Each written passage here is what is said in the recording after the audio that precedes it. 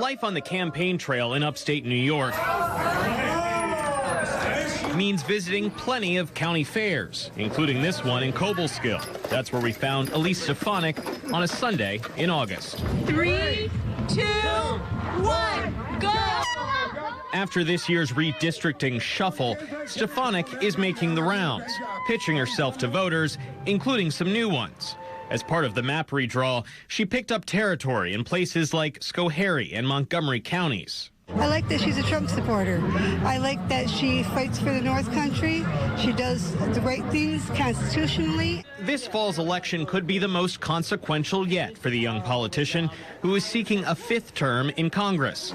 Just last year, her colleagues elected Stefanik House GOP conference chair, the number 3 House Republican. I did not know I was going to be conference chair even 2 years ago, even though people had encouraged me to run for leadership.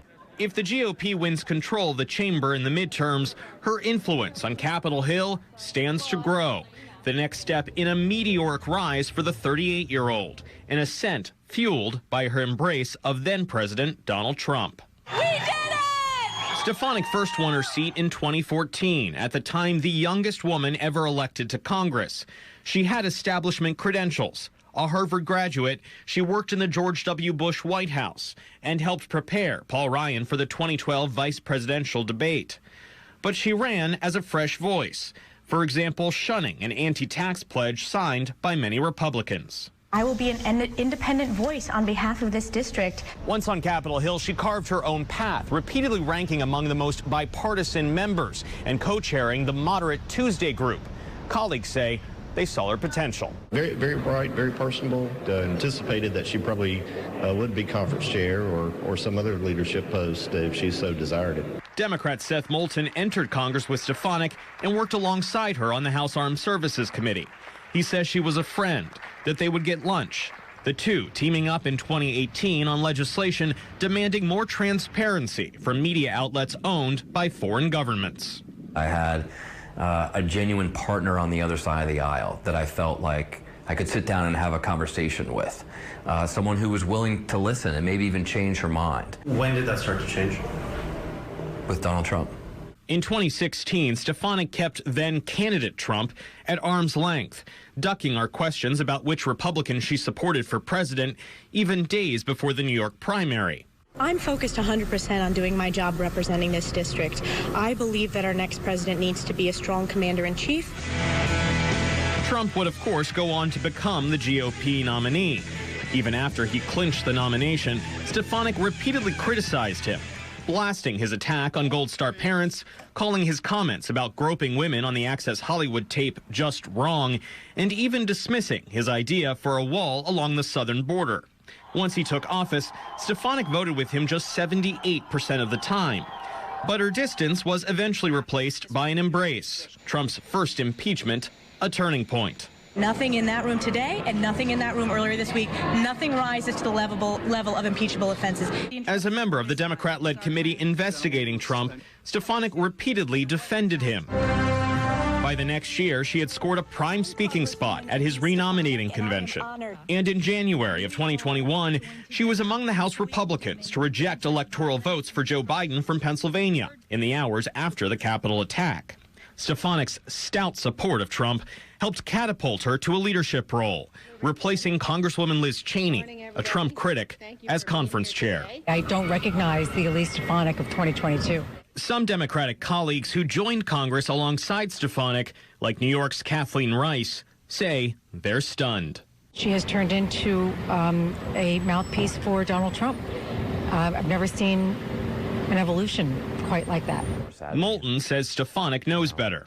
I mean, good on her for rising up through the ranks, but at what cost? The cost of our values, our republic, our Constitution, and very low on that list, but still important to me, our friendship.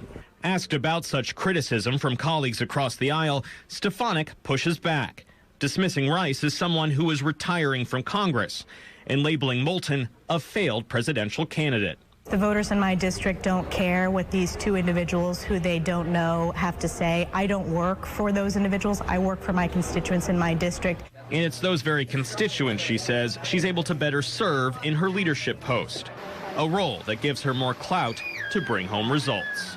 Have you chosen ambition over your values? I've chosen my values and I've chosen my constituents. The American people and my constituents are smart. They see the issues. They see how hard I work for this district. They also see the results I've been able to deliver. Kevin Fry, New York 1. There's no shortage of sights and sounds at the Franklin County Fair, from the rides to the livestock competitions. Beef farmer Jack Tierney has lived in the town of Malone near the Canadian border since the 1970s and has high praise for his congresswoman. I think Congresswoman Stefanik is fantastic. I could use 10 more just like her. But he was not always so eager to offer a ringing endorsement, especially when she was first elected. I can remember calling her office and saying, we don't need a Republican that's going to act like a Democrat. We need a true conservative, and we don't need wishy-washy or rhino Republicans. One of the reasons he likes Representative Elise Stefanik now, he says, her willingness to defend former President Donald Trump. When Trump first became a candidate, Stefanik kept her distance. She now is one of his staunchest advocates in Congress. She proudly calls herself Ultra MAGA. Other voters have noted an evolution, too, like St. Lawrence County farmer Russ Finley. There you go. In 2018, he launched a quixotic primary challenge against Stefanik, labeling her a Republican in name only. Now, he's a believer. Over the course of time, she had the chance to evolve to the more conservative position that she's in now and stronger position. Would you describe her as a rhino anymore? No. Once President Trump got in, it really opened people's eyes to say we need a fighter. Stefanik's turn toward Trumpism mirrors the evolution of her North Country district. In the 5 years before Stefanik was elected in 2014, Democrat Bill Owens was the congressman here. Counties like St. Lawrence and Franklin voted for Barack Obama in 2012, then swung dramatically to Trump in 2016 and 2020, part of a tectonic shift of voters in largely white, rural areas across the country. I think it shows that President Trump and the Make America Great movement has really expanded today's Republican Party. People who felt that they've been left behind by the status quo in Washington. The massive, newly drawn 21st District stretches from the outskirts of Albany, across the Adirondacks, edging along Vermont and Canada.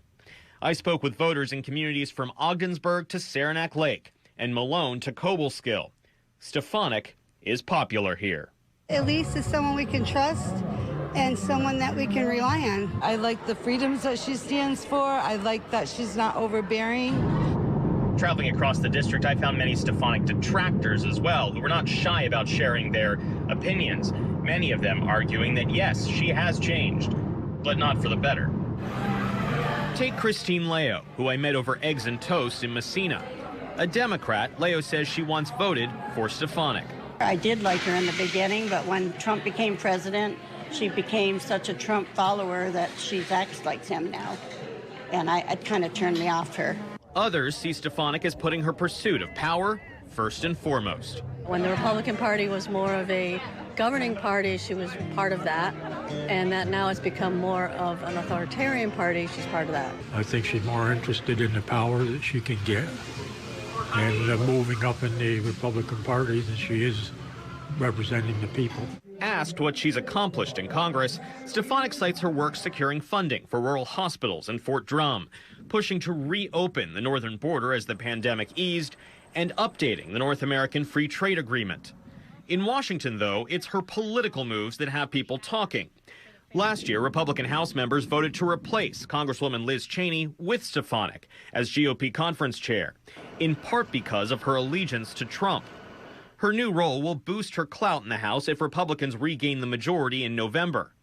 Asked if they think she's evolved, her Republican colleagues on Capitol Hill say she's reflecting her voters. We have to represent our constituents' viewpoints and values, and that's what she's doing, that's what I'm doing. This is how Stefanik answers the question. Do you think you've changed at all? No, I've been a hardworking, strong conservative voice since I ran for office. I've always strived to give this district a seat at the table at the highest levels, and I'm going to continue doing that, and I'm not going to apologize for it. Many voters here seem fine with Stefanik's new role as a fierce Trump warrior.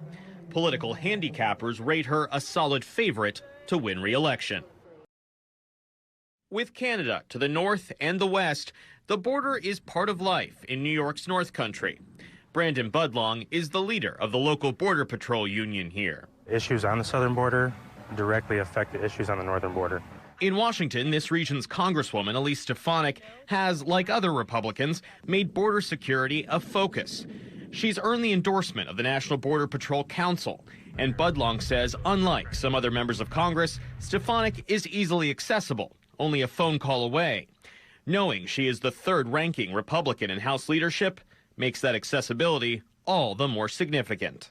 We are such a rural area.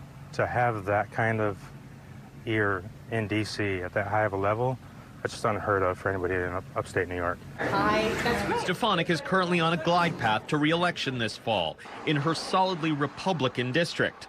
But then, what comes next? Stefanik's national profile has skyrocketed in the last 3 years. Her staunch defense of President Donald Trump during his first impeachment put her in the spotlight and helped her to win an internal election as House Republican Conference Chair. She's obviously a rising star. This is the kind of behavior that's rewarded in today's Republican Party.